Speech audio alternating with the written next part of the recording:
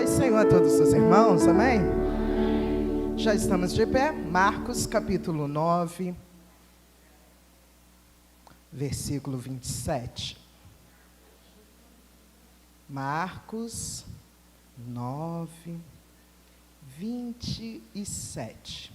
Apenas um breve versículo. Eu leio, você já deixa a sua Bíblia aberta. Mas Jesus, tomando-o pela mão, o ergueu e ele se levantou. Você repete comigo? 1, 2, 3. Mas Jesus, tomando-o pela mão, o ergueu e ele se levantou. Você toma assento? Glória a Deus, de Bíblia aberta. Parabéns a todos os pais. Vamos de louvor. Vamos embora. Estou contigo. Não é, crente? Você não está aqui, não? Você não chegou nesse culto. Deus tem uma palavra para você. Vamos descer, vamos descer. Não, vamos assim mesmo. A igreja canta onde não der. Estou contigo, ó meu filho.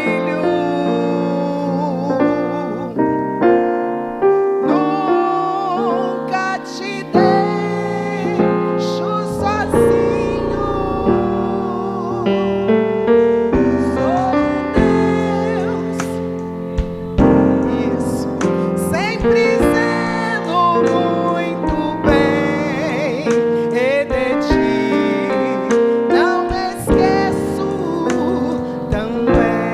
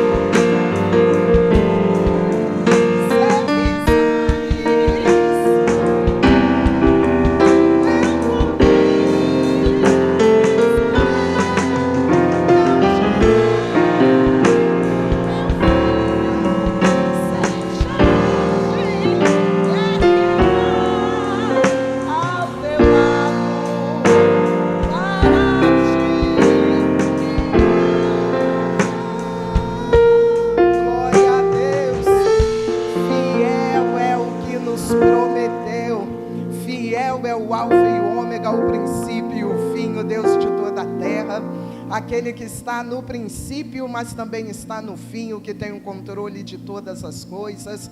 Eu amo quando ele diz na palavra que não é um Deus, um Deus que se curva para ver o que acontece nos céus e na terra. E quando ele faz isso, ele faz para olhar para mim e para a sua vida, para mim e para a sua casa, para mim e para a sua família. Marcos capítulo 9, eu já fui ministrada por esta palavra esta semana e desde terça-feira que ela está fervendo ao meu coração. E hoje pela manhã, quando eu despertei, ela estava mais forte. E eu acredito que é o que o Espírito Santo precisa falar conosco. Cada culto nunca é igual ao outro. A gente se arruma, passa o domingo, vem com uma expectativa para um culto, ou de repente nem vem, porque acredita que já sabe tudo que vai acontecer. E nenhum culto é igual ao outro culto. Todo culto é um culto diferente, onde Deus prepara algo especial. Deus Pai prepara algo especial para nós, os seus filhos, a sua igreja amada. E nesta noite nós vamos... Você está aí de Bíblia aberta, Marcos capítulo 9, é uma passagem interessante, porque o Senhor, ele tem a multidão, o Senhor tem os seus discípulos, entre os discípulos, o Senhor não tem os preferidos não, mas ele tem os mais chegados, os próximos, os íntimos. E mais uma vez nós vemos o Senhor reservando um momento muito especial para Pedro, Tiago e João. Aqui não tem o barquinho não, aqui tem uma presença, uma manifestação gloriosa de Deus, e ele escolhe mais uma vez esses três para presenciarem algo muito forte da parte do Senhor. Estudamos essa semana, né, o povo do seminário, a manifestação da teofania de Deus. Deus, ele se manifesta como quer, quando quer, da forma que quer. Quando ele quer, ele aparece como anjo. Como ele quer, ele se manifesta em sonho. Como ele quer, ele se manifesta como visão. Como ele quer, ele se manifesta na nuvem de glória. E é isso que ele faz aqui. Ele reserva, ele chama os três para esse momento. E eles presenciam, eles são testemunhas da transfiguração de Cristo. Cristo, num determinado momento, um pouquinho afastado deles, eles sonolentos, mas o Senhor, em particular com o Pai, tem o seu rosto, brilha como o sol, como a gente canta, brilha mais que o sol. As suas roupas se tornam brancas, um branco que homo não faz, um homo que o verniz, o brilhante não faz. E o Senhor, ele faz naquele momento, e eles despertam, estão atônitos. E eles pensam entre eles, e quando eles têm a oportunidade de fala, eles dizem: Senhor, faremos nós um tabernáculo, porque eles veem ali Cristo, a figura de Moisés, a figura de Elias, e eles dizem: olha, faremos aqui tabernáculo para os três. E o Senhor, se virando para eles, eles ouvem a manifestação do próprio Deus, uma voz que rompe os seus ouvidos dizendo novamente: este aí é meu filho amado, em quem eu me comprazo. É meu filho amado que me traz alegria, me traz satisfação. Por quê? Por causa do seu proceder, por causa da sua obediência, por causa da santificação que há em Cristo Jesus. E ele conclui, ele está dizendo: este aí é meu filho amado, em quem eu me comprazo, em quem me dá muito prazer, muita alegria.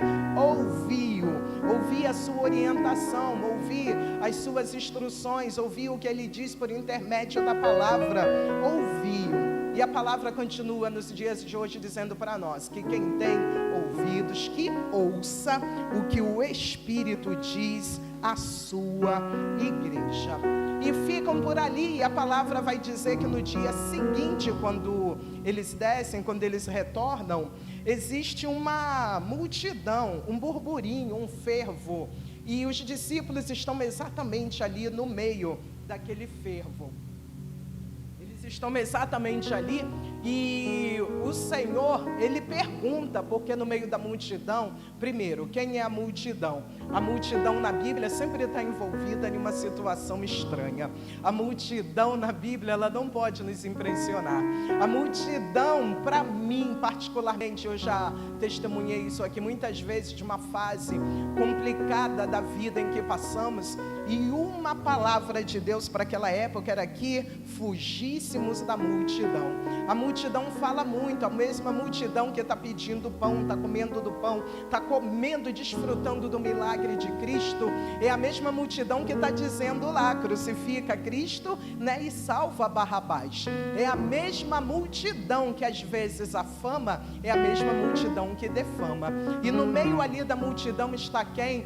Os escribas. Quem eram os escribas? O começo aí do texto está dizendo, os escribas para a gente eram como se fossem alguns secretários nobres. Eles eram os responsáveis por transcrever, relatar, estudar, anotar, não é, as escrituras. Então, por conta disso, por terem mais acesso, grosseiramente explicando para a gente entender, eles por terem muito acesso íntimo às escrituras, eles também achavam que eram os fiscais, né, da palavra. Então estavam ali, aquele fervo, aquela confusão. E quando Jesus, ele chega e ele quer saber o assunto daquele momento, daquela conversa, né, daquele fervo ali, a palavra diz que rompe a multidão um homem. E o homem, ele não está se importando com o que a multidão está dizendo, ele não é detido pela conversa da multidão, ele não paralisa, ele está no meio da multidão, mas ele não perde a oportunidade.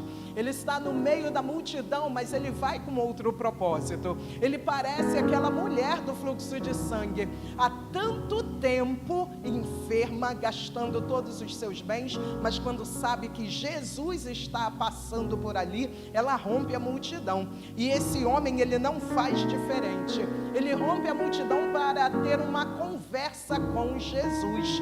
E ele está dizendo, mestre.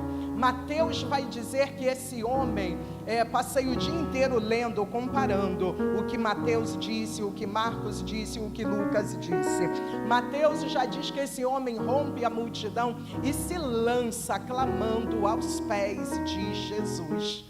Olha como ele gosta disso. É a mesma manifestação deste culto, a mesma presença, a mesma teofania neste culto, quando louvamos aqui, né, que dá fumaça, quando cantamos aqui, Senhor, eu me rendo aos teus pés, eu me ergo, eu me rendo à tua presença, para que os teus braços, para que a tua presença me envolva. Ele gosta quando nós clamamos, ele gosta de ser convidado, ele gosta quando o ambiente independente da multidão é favorável a ele. Quando alguém chega com humilhação, é isso que esse homem está fazendo, é esse o posicionamento. Ele não está com questionamento, ele não está com conversa paralela. Esse homem chega como se estivesse prestando um culto individual, independente da multidão. Por isso que quando nós chegamos nesse culto, em um culto como esse, um está no celular, o outro do lado está chorando,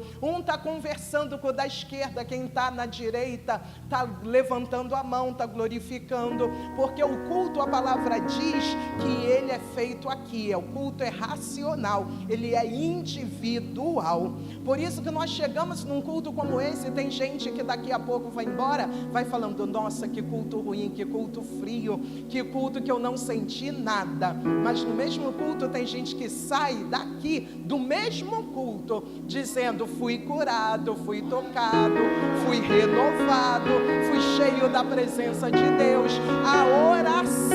A oração que eu fazia há muito tempo teve resposta no mesmo culto, aqui no mesmo ambiente.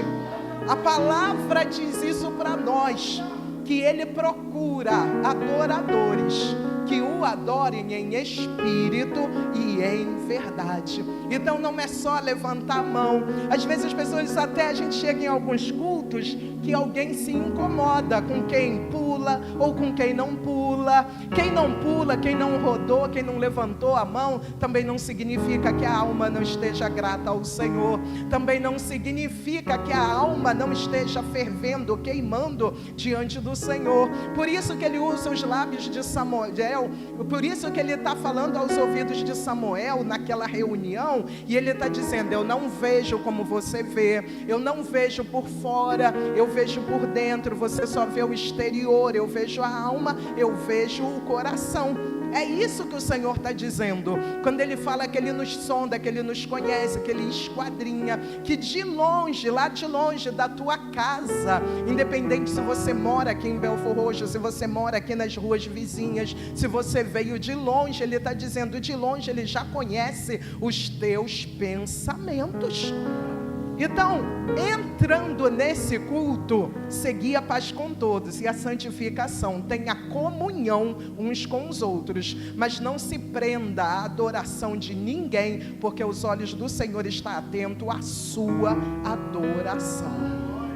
É isso que o homem está fazendo naquele momento. Ele chega, Mateus, a versão de Mateus, o relato pela visão de Mateus, está dizendo que ele se lança, ele se joga aos pés do Senhor, e ele está dizendo assim: mestre, o meu filho está acometido de um problema grave, o meu filho está acometido de um demônio, de uma situação que o deixa mudo, está tirando a fala, está tirando as ideias, está tirando os sonhos, as revelações desse moço.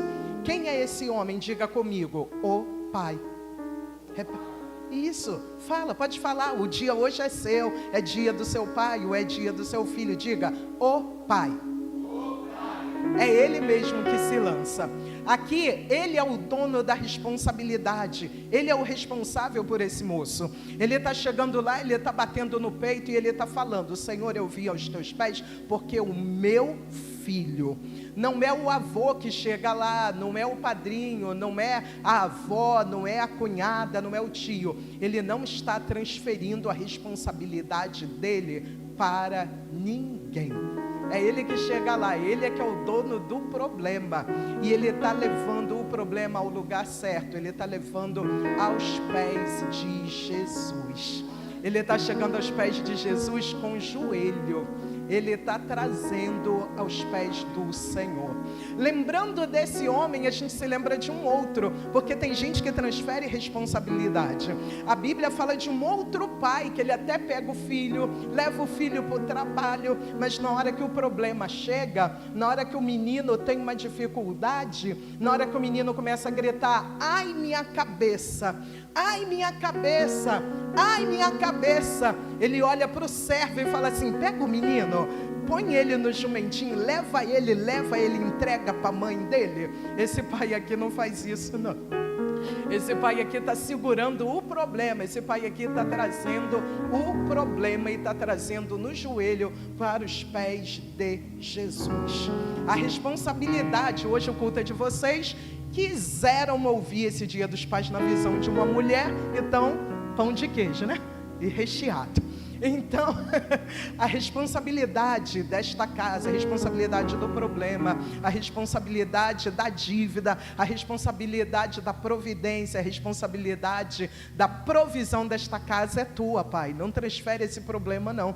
Eu vou repetir aqui porque o pastor já falou algumas vezes. Nós, as mulheres, às vezes, e eu preguei isso ontem, né, Tia Elizabeth? A gente tem, às vezes, o problema de querer ser muito super mulher. A gente quer lavar, passar, trabalhar, pagar a conta, orar, jejuar, subir monte, e a gente gosta daquelas músicas da mulher que ora, da mulher que é coluna, da mulher que é não sei o quê. Não, mentira.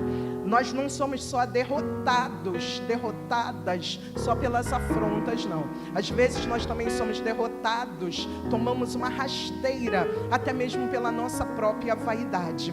Por isso que eu não gosto de foto, por isso que eu não gosto às vezes dessa exibição um pouco exagerada, porque a gente corre o risco de sair daqui achando que só Deus só falou porque fui eu. Se eu faltasse, se eu não viesse, também Deus ia falar de qualquer outra forma pela boca de outra pessoa. Então a gente é dominado e a gente toma umas rasteiras nossas mesmos, porque nós nos sentimos às vezes muito muito santas, muito consagradas, muito abençoadinhas, muito, toda. E a gente quer orar mais. E nessa precipitação a gente acaba quebrando princípios.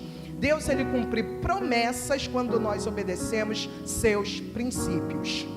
Não é, às vezes na matemática a gente ouve lá que a ordem dos fatores não altera o produto, mas aqui na palavra de Deus, no reino de Deus, altera. E a Bíblia nos mostra isso. Cada vez que uma mulher estava estéril, quem orava e jejuava, clamava ao Senhor pela cura, era o marido. O filho também não era para ele? Mais que justo que ele também se sacrificasse. A Bíblia fala para nós que Jó, cada vez que os seus filhos fazem uma festa e convida as filhas para virem a essa festa, no dia seguinte o que ele faz? Ele vai lá, oferece oferta, oferece sacrifício, caso os filhos tivessem cometido alguma falha contra o Senhor. Eu ouvi outro dia até uma brincadeira estranha, alguém dizendo que Deus não deve nada à mulher não, porque no dia que ele mandou Abraão ir lá sacrificar o filho, ele não perguntou nada para Sara. Não perguntou porque ela ia ficar ansiosa, ele nos conhece, e também porque Deus não queria tirar filho nenhum. Então Deus não perde tempo com conversa fiada. Deus, quando fala, ele fala de verdade, ele fala com muita clareza. Para que ele ia causar uma crise de ansiedade em Sara, se no final ele não ia levar Isaac coisa nenhuma? Então a conversa dele, o particular, o tratar naquele dia, não era com a mãe, era com o pai. Isso, fala de verdade. Tem dias que ele quer tratar com a mãe, mas tem dia que ele quer tratar com o... Isso, era só isso que ele queria fazer naquele dia com Abraão. Era só tratar de dentro para fora, era só tratar o coração particular de Abraão. Isso não tinha nada a ver com Sara. É assim que Deus faz. Então, o cabeça, a responsabilidade, e nós entendemos isso depois de muito tempo. Então eu cheguei ali para o bonito do pastor presidente e eu falei assim: olha, culto aqui em casa é seu, levantar culto aqui em casa é seu, fazer campanha aqui em casa é você. E o meu trabalho? Não sei, o dia que você estiver trabalhando, viajando, a gente espera, mas é você que vai dirigir o culto, é você que vai fazer. E Deus tem nos abençoado, Deus tem nos honrado, porque todos os dias, poxa, a pastora está falando aqui, a vereda do justo é como a luz da aurora, vai brilhando mais e mais até ser dia perfeito. Então, de verdade, cada dia que nós pedimos a Deus que libere alguma coisa para a sua igreja, precisa começar por nós. Cada dia que a gente pede alguma libertação, alguma movimentação para esta igreja, precisa começar do cabeça, precisa começar do presidente, precisa começar pela casa do presidente, precisa começar de dentro para fora, de cima para baixo, para que o Senhor, exatamente, é assim que funciona. A orientação de Deus do céu sempre será para o cabeça, do cabeça para nós, os vices, seus ajudadores, depois para todo o ministério, para depois até a igreja. Então sempre vai começar o conserto. Você acha que o ano da maturidade está doendo mais aonde? Na sua casa? Não, na nossa. Oramos no dia 31 do monte até 1h da tarde, Deus não disse nada, o dia inteiro e Deus não falou nada. Aqui 10 e tanta da noite, na hora de dobrar os joelhos para o Réveillon, quando ele segurou no meu braço e falou: Deus falou a palavra para 2023. E eu disse: qual palavra? Durante o dia, como eu já tinha visto ele ministrar outra palavra, e ele repetiu tanto desafio, e eu perguntei a ele: será que de repente não é ano de desafio? Ele: não, eu falei, mas não testificou o meu coração. E 11h da noite aqui, quando dobramos o joelho, quando ele segurou no meu braço e disse: Deus falou, qual é a palavra? E eu disse: qual?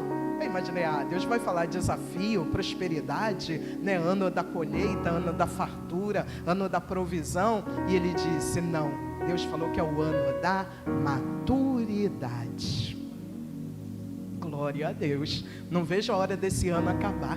E parece, a sensação que a gente tem é que agosto é o mês, né, que demora, vai arranhando, parece que enguiça, né? Chega aqui no meio, parece que chega dezembro e agosto não passa. Deus vai cumprir o seu propósito em nós, gostando nós ou não. Nós vamos fechar esse ano com a maturidade que o céu determinou para nós. Aceitando ou não, gostando ou não, recebendo ou não, mas Ele vai cumprir. Ele não quebra as suas promessas, os seus propósitos não se quebram no meio como os nossos. Nós é que temos dificuldades e desistimos no meio. Ele não quebra. A gente que quebra princípios e propósitos, Ele não quebra jamais. Ele não vai quebrar na sua casa, não vai ser esse espírito que está rondando a sua casa, não vai ser esse ninho que está atribulando, está no vizinho, está na rua da frente, de trás, está parecendo que vai perturbar.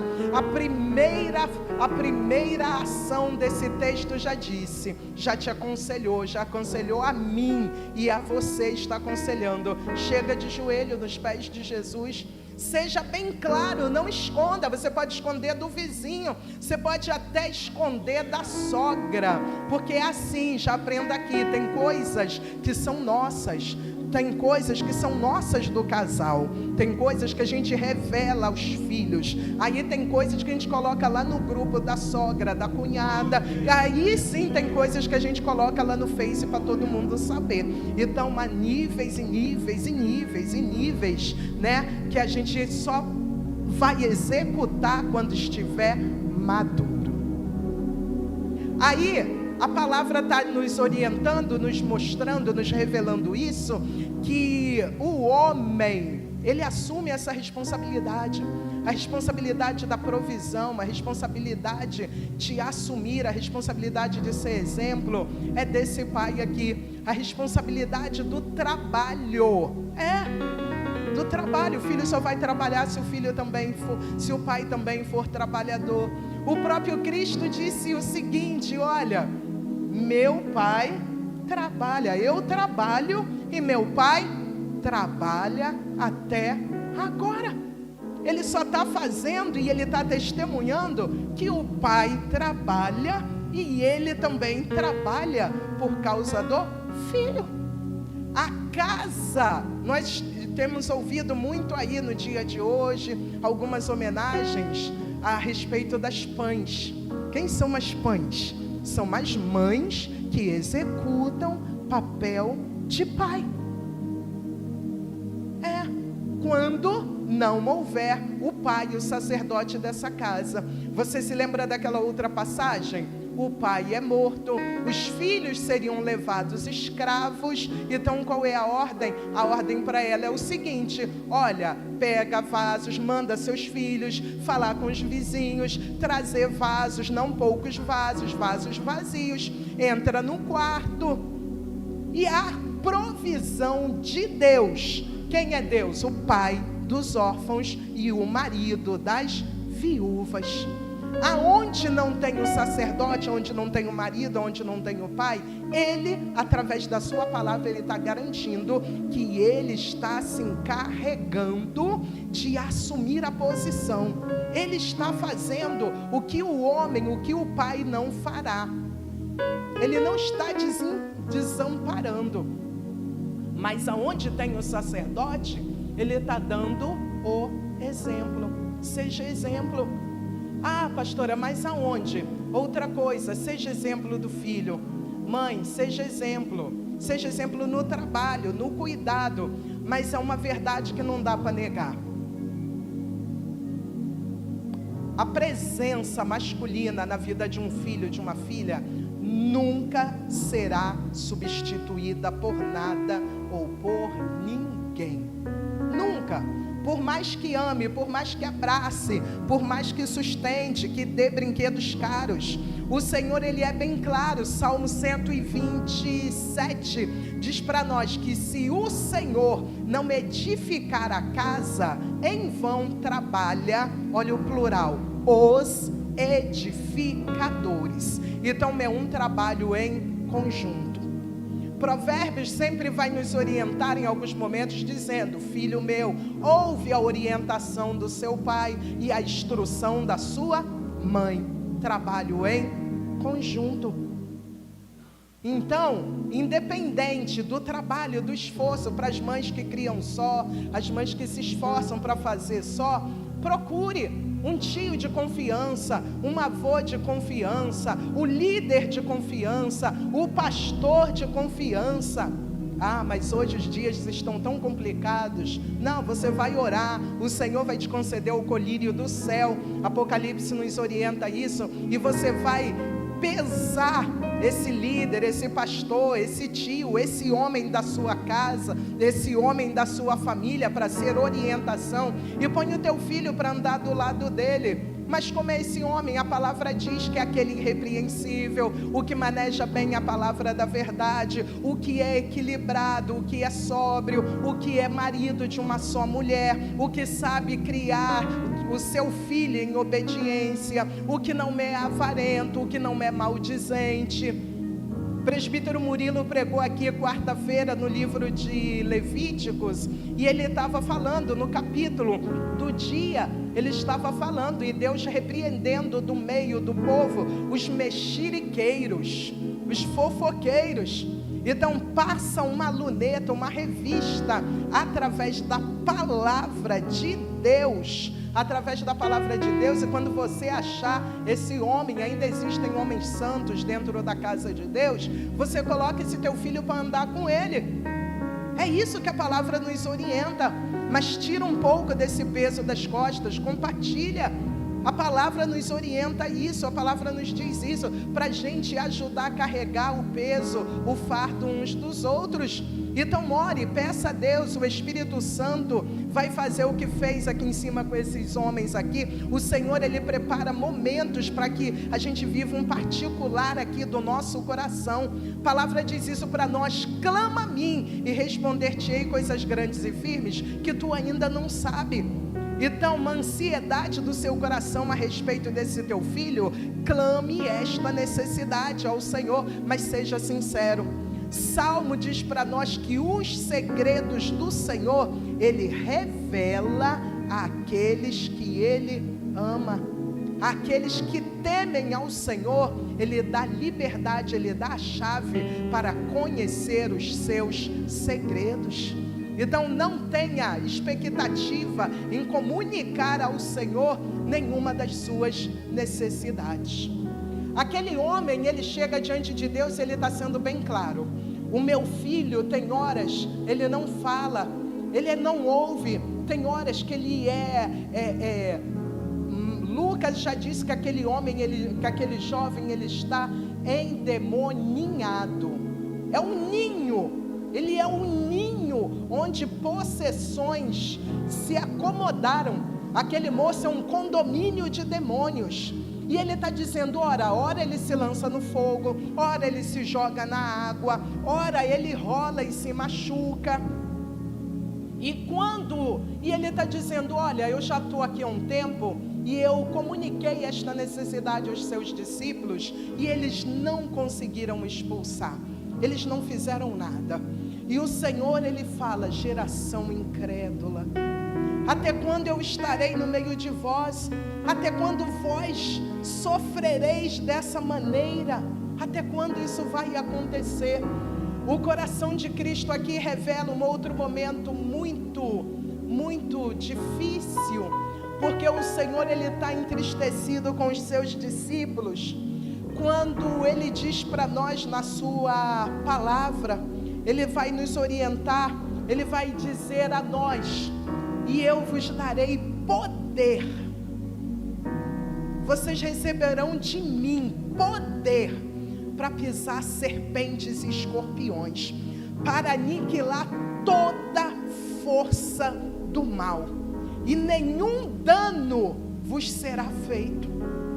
A promessa do Senhor, quando Ele olhou para nós, quando Ele nos separou, não aos 12, mas para mim, igreja, para você sentado nesse banco, para todo aquele que Ele fez como filhos de Deus, Ele liberou, e a palavra diz que nós faríamos obras maiores do que as que Ele fez. E o Senhor, Ele está tão entristecido, porque quando Ele chamou quando Ele nos chamou, Ele entregou um propósito. Isaías diz isso, Isaías 61 disse que o Espírito do Senhor Jeová está sobre mim, está sobre ti. Para quê? Para quebrar cadeias daqueles que estão oprimidos, para transformar a tristeza, a angústia na vida de alguns em alegria, para transformar. Ele nos falou isso, que Ele nos deu de graça, Ele nos deu de presente armas poderosas em Deus. Para quê? Para desfazer as fortalezas. Nós recebemos, a palavra diz que tudo isso já está aí dentro de nós. O que é que nós temos feito com isso? O que é que nós temos feito com isso? Ele nos deu armadura, Ele nos orientou que fizéssemos uso de toda ela. O que é que nós temos feito com tudo isso que Ele tem nos dado? Será que é só para cultos barulhentos? Será que só é para cultos movimentados? Não. Ele nos chamou para que não fôssemos só igreja aqui dentro, mas que nós sejamos igreja lá fora. Para que quando essas situações aqui aconteçam, e vão acontecer quando?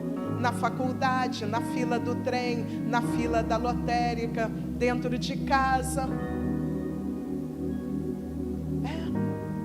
Ele está falando com uma geração, Ele está falando com os discípulos, mas Ele também está responsabilizando o moço. Ele pergunta para aquele pai: há quanto tempo isso acontece? E a resposta do pai é a seguinte: acontece desde criança, acontece desde a sua infância. Será que não teve tempo para ele se atentar? Será que não teve tempo para ele correr atrás de socorro? Será que não teve tempo? A gente percebe aqui que alguma coisa aconteceu para que aquele moço, para que essa situação se acomodasse. Mas nunca é tarde demais para tomar uma decisão e reagir. Não importa quanto tempo passou, por ele dizer desde a infância, por ele falar desde criança, a gente entende que um tempo passou, mas um dia dele ouvir que Jesus passou por ali, que Jesus estava perto, que os discípulos de Jesus estão ali. Não se assuste quando alguém bater na sua porta. Ele sabe que naquele endereço ali tem um discípulo de Jesus. Não se assuste quando alguém no meio do trânsito, no meio do calçadão de Caxias, falar para você assim: ore por mim, porque eu vi que você é discípulo de Jesus. Jesus ali está resolvendo os dois problemas: o da casa do moço, o do moço, o problema do pai. O pai está chorando, mas está no lugar certo. Passou algum tempo, mas está no lugar certo. E está resolvendo também o dos discípulos. Está dando, reage. Não dá. O que ele está dizendo aqui? Eu não vou estar muito tempo com vocês. Ele não está fisicamente aqui, mas Ele nos enviou o Espírito Santo, o Espírito da verdade, aquele que liberta, aquele que habita na minha e na sua vida, e é por intermédio dele, que quando nós oramos o Senhor liberta, que quando nós clamamos o Senhor liberta, é por intermédio dele que quando nós clamamos aqui o Senhor liberta, é por intermédio. Eu cheguei num culto e quem faz não tem nada a ver conosco. Eu levei Carol para cantar ali um culto em uma manhã e chamou algumas pessoas na frente e chegou uma família estranha, até as crianças eram estranhas, feias. Não era roupa, não era aparência, não sei. E quando chamou as pessoas para virem orar, veio a igreja toda e ficou uma moça daquela família no banco. E eu olhei, a minha alma deu uma saudade daquela moça. Quando eu vi, eu estava lá no meio da igreja abraçando aquela moça. E eu perguntei para ela: eu posso te abraçar? Ela, E eu abracei ela. Ela não me abraçou, pastor, eu abracei ela. E eu abracei ela, ela começou a se contorcer,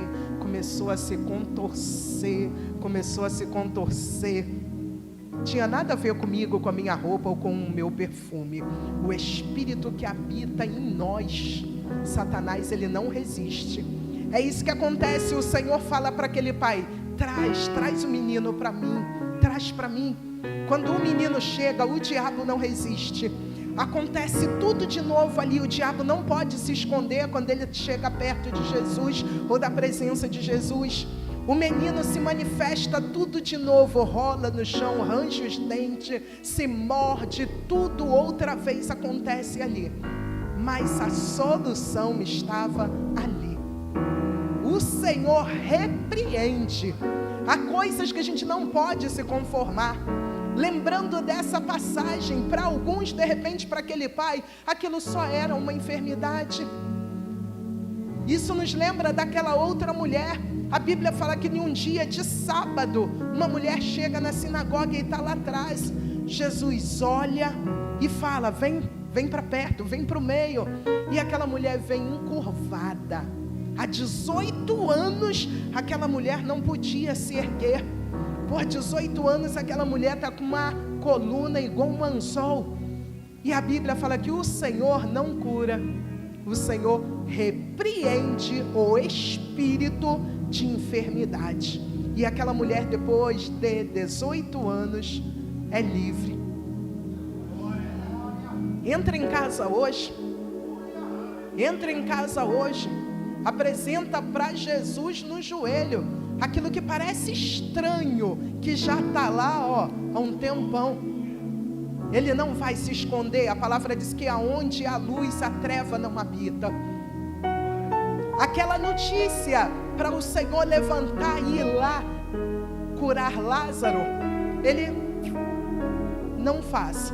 Mas passando os dias, ele se levanta e vai. E alguém diz assim: vamos para lá agora? E o Senhor, a resposta que ele tem para os seus discípulos é a seguinte: o dia tem 12 horas. Aquele que anda na treva, ele de nada vê, ele não tem visão de nada, ele não tem ciência de nada. Mas para aquele que anda na luz, tudo é claro, porque ele anda diante da verdade, tudo é patente diante dos seus olhos. Ele não está falando de lua, ele não está falando de sol, ele não está falando de nada natural, ele está falando dele mesmo, a luz da verdade. A Bíblia fala isso para nós, que quando nós estamos nele, não há treva, não há mentira, não há engano, não há sombra de variação. A Bíblia fala que quando estamos nele, não há mentira, não há nada oculto que não seja revelado. É por isso que o Senhor fala: vem, traz o menino para mim, traz teu filho para mim. E quando chega diante do Senhor, o diabo, ele precisa se revelar.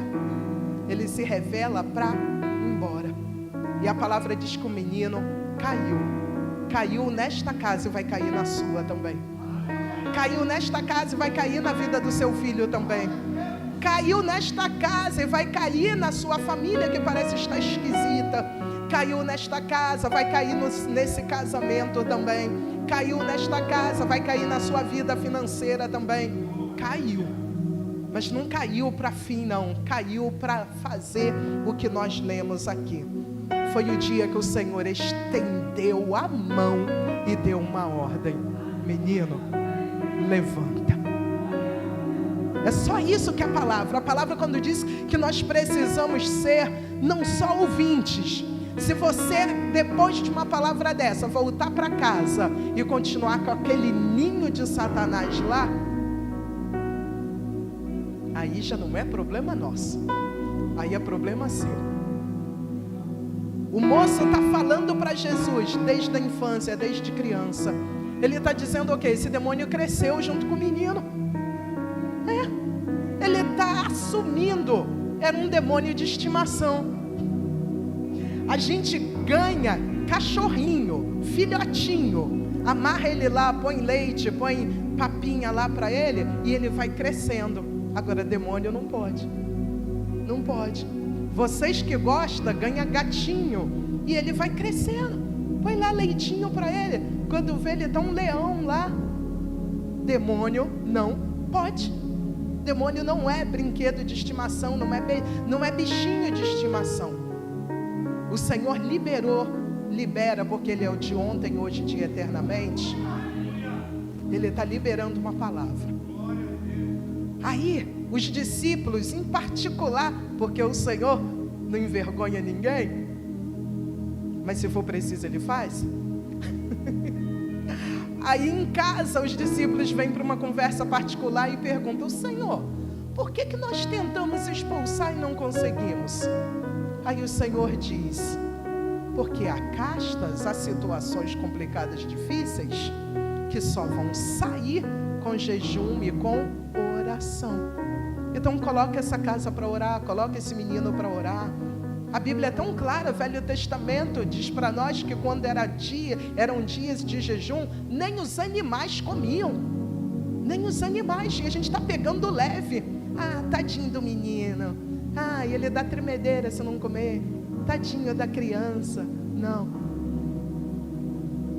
é bem claro, a palavra é bem clara, e eu encerro aqui, vai dizer para nós: ensina o menino no caminho em que deve andar.